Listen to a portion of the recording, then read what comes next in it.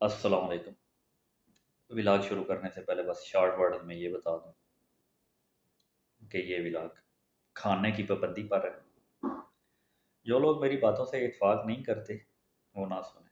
हाँ, short word में यही है कि मैं खाने की पाबंदी के खिलाफ हूं। मरने पे खानों की पाबंदी नहीं लगनी चाहिए।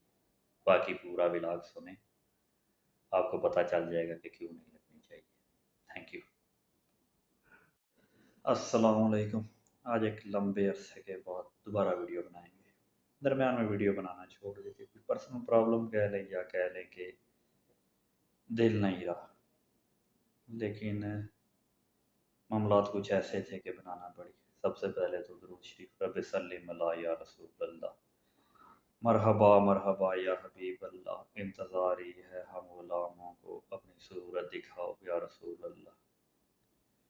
सबसे पहले स्टार्ट करेंगे जनाब कि पंजाब गवर्नमेंट ने मरने की रोटियों पर पाबंदी लगाने का फैसला कर लिया। ये पंजाब गवर्नमेंट का काम नहीं है। कई लोग इस फैसले से खुश हैं, लेकिन मैं इससे इख्तलाफ करता हूँ ज़ाती तौर पे। ये शख्सी और मजहबी आज़ादियों पर पाबंदी है जिसकी आइन मुझे इजाज़त देता है। और वज़ीर आला पहले कानून, तालीम और दूसरी सहूलतों की तरफ ध्यान दें, फिर सोशलिज्म की तरफ भी आएँ। मुझे मुश्किल नहीं है। काफ़ी अच्छे इकदाम किए मरीम नवाज साहिबा ने। मैं ये नहीं कहता कि उन्होंने गलत इकदाम किए, लेकिन उनको मशवरा देने वाले इधर गलती कर गए। आप कैसे मना कर सकती हैं कि मैं अपने घर आए मेहमानों को खाना नहीं खिलाऊं? एहतराम के साथ। आप चीफ मिनिस्टर हैं। बसत एहतराम ये कह रहा हूँ कि ये गलत है। आपका सबसे पहला काम तो ये है कि आप लॉ एंड ऑर्डर सिचुएशन को बेहतर करें। क्या चरस, पाउडर और अफीम बिकना बस हो गई मुल्क में? उसकी तरफ ध्यान नहीं है। आपने एक बर्डन डाल दिया उन पे एक्स्ट्रा कि नहीं, आप देखें कि मरने पे रोटी कौन दे रहा है और कौन नहीं दे रहा। और क्या गरीब का मसला सिर्फ यही है कि मरने की रोटी? गरीब का सबसे पहला मसला ये है कि उसे मुकम्मल उजरत मिले। और मैं मोहतरमा मरीम नवाज साहिबा की ध्यान इस तरफ दिलवाना चाहूँगा कि इकनॉमिक बूस्ट के लिए सबसे पहले उन्हें ये करना चाहिए कि तनख्वाहें सारी बैंक ट्रांसफ़र और कार्ड ट्रांसफ़र में होनी चाहिए। हमारा कोई भी प्राइवेट सेक्टर मजदूर को पूरी तनख्वाह नहीं दे रहा। 38,000 या 37,000 आपने मिनिमम वेज मुकर्रर किया हुआ है। और जुल्म की इंतहा ये है कि 12 घंटे की ड्यूटी के बाद भी 37-38 हज़ार नहीं मिलता। एम फिल टीचर 25-25 हज़ार रुपये लगे हुए हैं, और उनके ऊपर जो एफिलिएटेड यूनिवर्सिटीज़ के बंदे आते हैं वो रिश्वत लेके चले जाते हैं।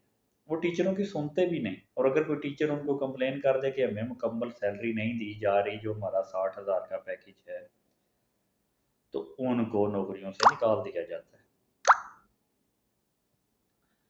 क्या यही कुछ रह गया है हमारे लिए कि नहीं रोटियों पर पाबंदी? आप दूसरी चीज़ों की तरफ देखें ना, स्कूल टीचरों को, लेबर। और सबसे इम्पोर्टेंट बात इधर एक दरमियान में और भी आ जाती है कि चाइल्ड प्रोटेक्शन का इदारा बना हुआ है, लाखों की सैलरियां निकलती हैं उसकी। और जनाब दंदनाते फिर रहे हैं जो बच्चों को नौकरियों पे रख रहे हैं, और उनको मारा जाता है, थप्पड़ मारे जाते हैं, वीडियोस चल रही हैं, कोई पूछने वाला नहीं।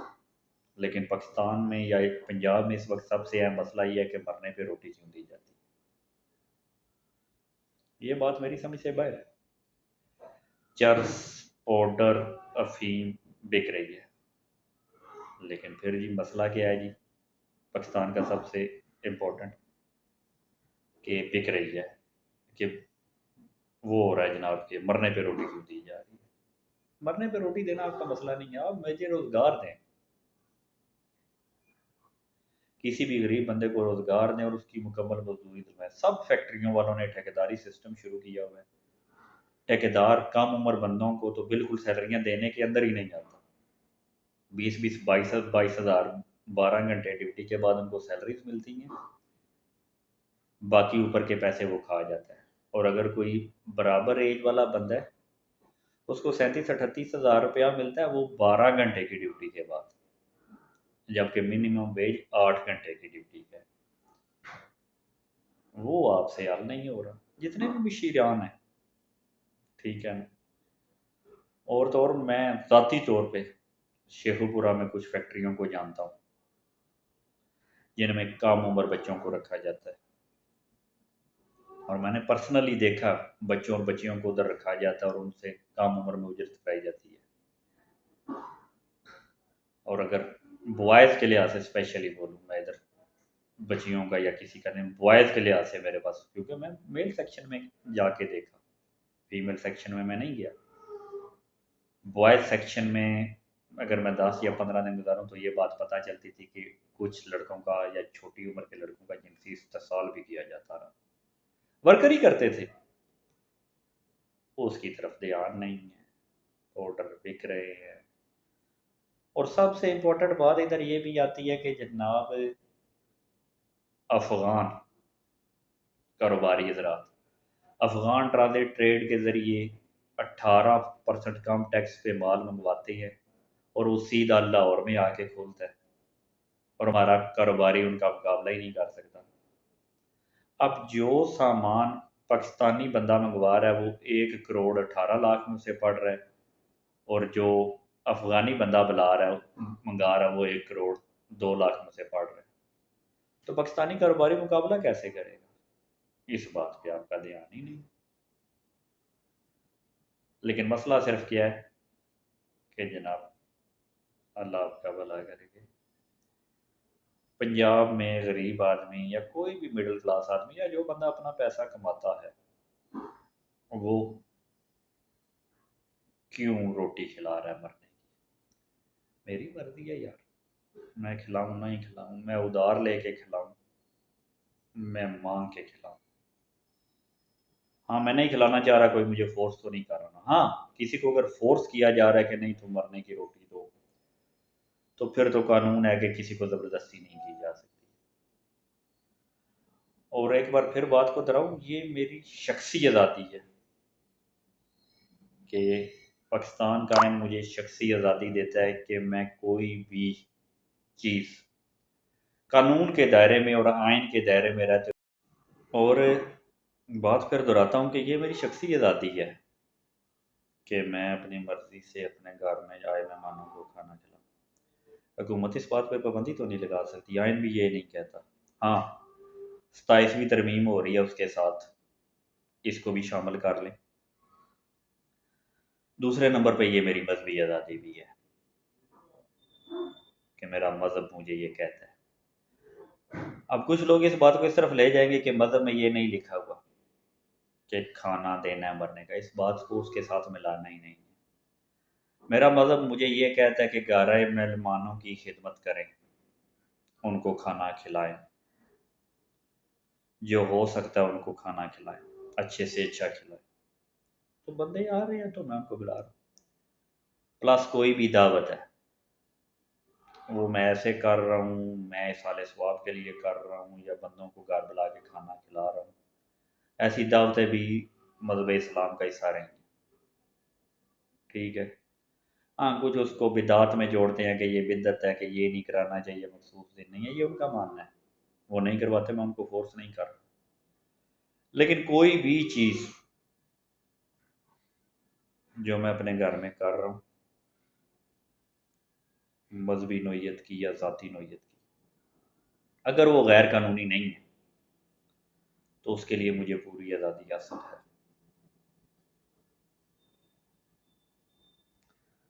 کیا جتنے بھی غیر قانونی کام ہیں سارے رک گئے ہیں؟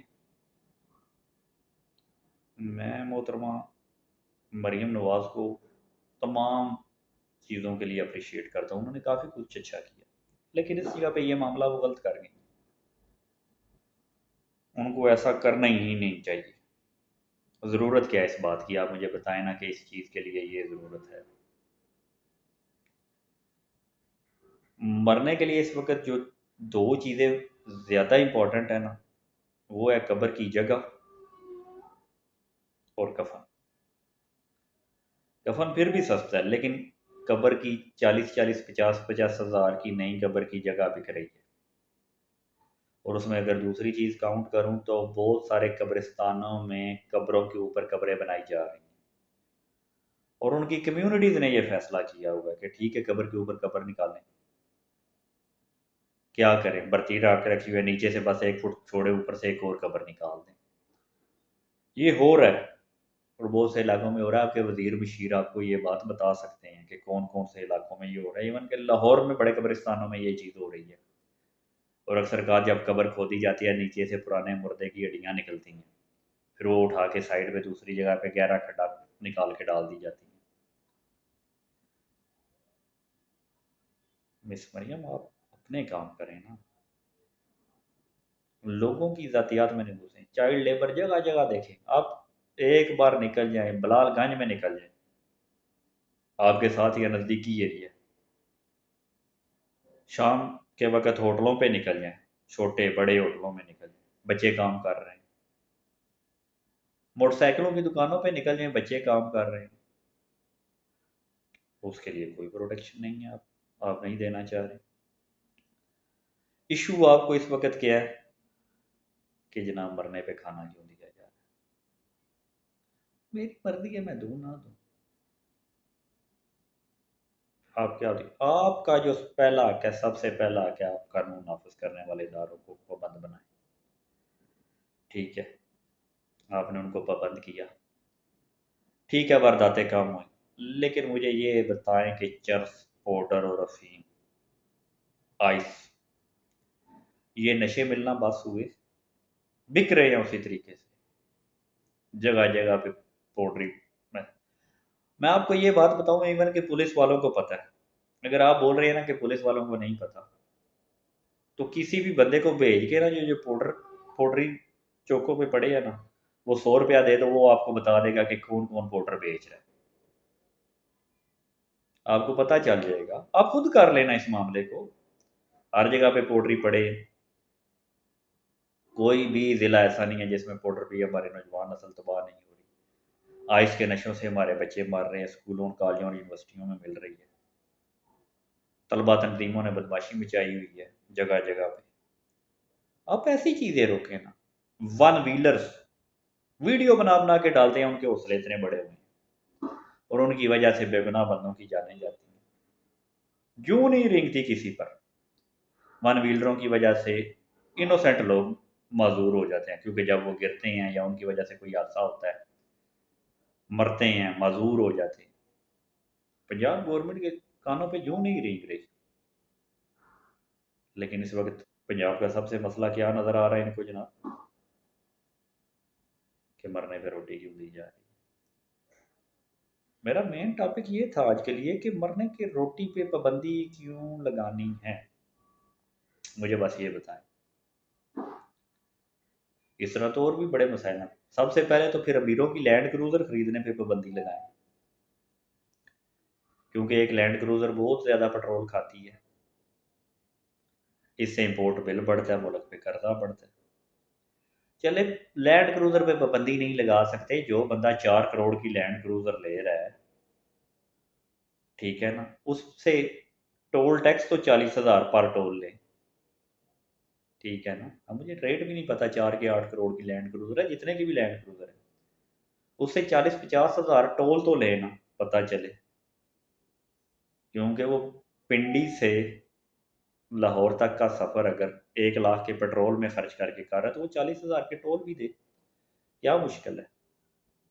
میں نے آئیڈیا سے بولا ہے کہ یہ چیز ہے، کتنے کا پٹرول لگتا ہے مجھے نہیں اس بات کا آئیڈیا، نہ ہی میرے پاس گاڑی ہے، لیکن مجھے پتا ہے کہ پٹرول کئی ہزاروں میں لگتا ہے اگر آپ کروزر پہ سفر کریں تو، پاکستان کے لحاظ سے۔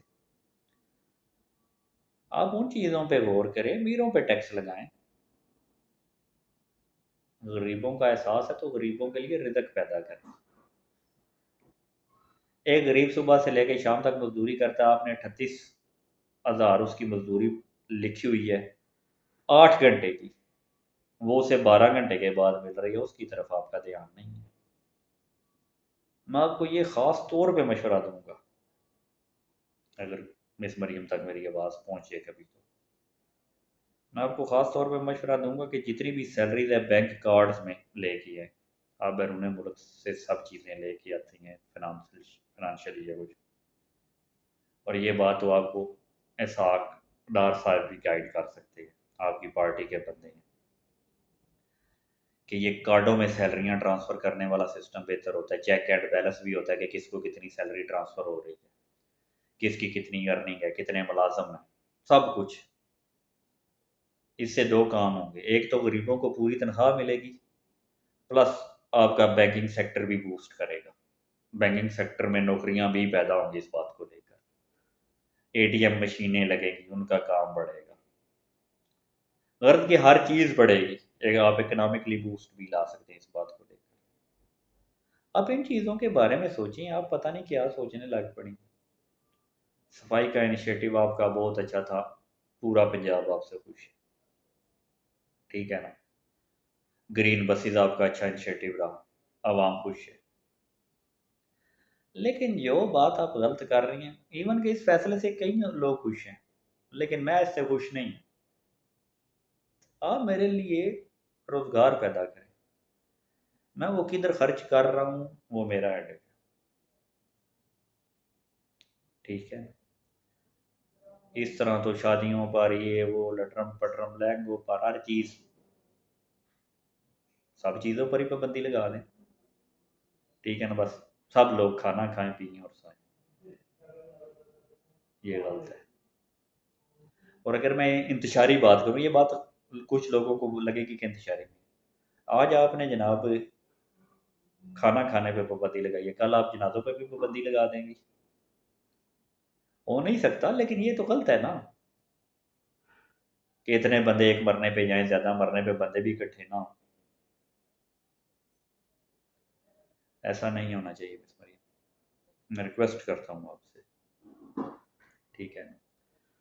عظما بخاری صاحبہ بھی ہے، سب لوگ ہیں کہ وہ یہ چیز نہیں کریں،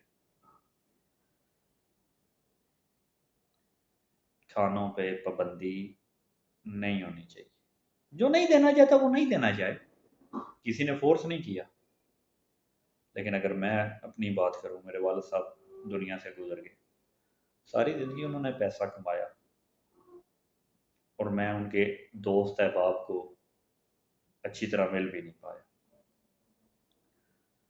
تو اگر ان کے دوست احباب کو میں ان کے فوتگی کے بعد کچھ دن اپنے گھر میں اکٹھا کرنا چاہتا ہوں، ایک بار، دو بار، چار بار، تو یہ میرا رائٹ ہے، میں ان کو بلا کے کھانا کھلاؤں، پابندی کی کیا بات ہے اس میں؟ میرے والد نے پیسے کمائے ہوئے ہیں، ان کے جمع شدہ میرے پاس ہیں، ان کی وراثت کا حصہ میرے پاس ہے، تو کیا میرے پہ پابندی ہوگی کہ میں اپنی والد کی چھوڑی ہوئی میراث بھی اپنی مرضی سے نہیں خرچ کر سکتا، ان کے دوستوں اور رشتہ داروں کو کھانے نہیں کھلا سکتا؟ یہ کیا بات ہوئی؟ آپ اس بات کا مجھے کوئی جواز نہیں سمجھ لگتا۔ آپ کو غریبوں کا احساس ہے تو آپ غریبوں کو روٹی پہ پابندی لگانے کی بجائے آپ ان کو سیلری پوری دلوا دیں، روٹیاں لوگ اس سے زیادہ دیں گے، اور جب یہ روٹیاں دینے ہوتی ہیں تو یہ اکنامک ایکٹیویٹی کنسیڈر کی جاتی ہے، پیسہ سرکولیٹ ہوتا ہے، پکوان سینٹرز کا، اس میں ملازموں کی تنخواہوں کا، پھر جو گوشت وغیرہ بکتا ہے، سب کچھ روٹی والوں کا بزنس بنتا ہے۔ یہ کچھ بات سمجھ میں نہیں آئی، آپ بزنس ایکٹیویٹی کو بڑھانا چاہ رہی ہیں یا کم کرنا چاہ رہی ہیں؟ اگر بزنس ایکٹیویٹی ختم کرنی ہے تو پھر ٹھیک ہے جناب، بارات کا کنسیپٹ ختم کر دیں، مہندی کا کنسیپٹ ختم کر دیں، ولیمہ 5 بندوں کا کر دیں، ختم، سب چیزیں ختم کریں، پھر بزنس ایکٹیویٹی تو نہیں نہ کرنی۔ دیکھیں نا، بارات، غریب بندے کو لیے بارات، ولیمہ اور مہندی کے اخراجات فالتو نہیں ہیں، اگر آپ کو غریب کا احساس ہے، ایون کہ میں اس کے بھی خلاف ہوں، لیکن اگر آپ مرنے کی پابندی لگا رہی ہیں تو پھر ساری چیزوں پہ پابندی لگائیں۔ اس میں یہ پوائنٹ مجھے سٹارٹ میں ایڈ کرنا چاہیے، لیکن یہ آخر میں ایڈ کرنا یاد آ گیا، اور سب سے پہلے جو سرکاری اداروں میں اربوں روپے کی چائے اور بسکٹ اور کھانوں کا خرچ کر دیا جاتا ہے، اس پہ پابندی لگائیں، میرے ٹیکس کا پیسہ ہے۔ ایون کہ میں اس کو بھی غلط کنسیڈر نہیں کرتا، وہ بھی ایک ایکٹیویٹی ہے، لیکن اگر آپ کو اتنا ہی احساس ہے جناب کہ وہ غریب کا پیسہ لگ رہا ہے، تو غریب کا پیسہ یہ چائے بسکٹ پہ، یہ لوگ افسر لوگ تنخواہیں نہیں لیتے لاکھوں کی، لیکن پھر بھی ان کو چائے بسکٹ سرکاری خزانوں میں مل رہی ہیں۔ پاکستان کا سب سے بڑا ایشو کیا ہو گیا جناب؟ آج کے لیے پاکستان کا سب سے بڑا ایشو آپ کے لیے یہ ہے کہ کھانوں پر پابندی چلنی چاہیے، غلط ہے یہ، اس پابندی کو اٹھائیں۔ اللہ آپ کا حامی و ناصر ہو، میری دعائیں آپ کے ساتھ ہیں کہ آپ کی حکومت کامیاب ہو، لیکن یہ غلط فیصلہ ہے۔ لوگ مجھے برا کہہ سکتے ہیں، لیکن یہ ان کی مرضی ہے، یہ فیصلہ غلط ہے۔ فی امان اللہ، السلام علیکم۔